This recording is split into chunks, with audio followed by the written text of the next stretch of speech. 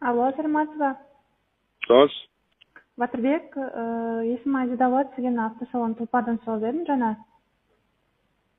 Иә. Сіз машина сатып жатырсыз ба? Иә. Көлігіңізді автосалон арқылы сатуға қалай қарайсыз?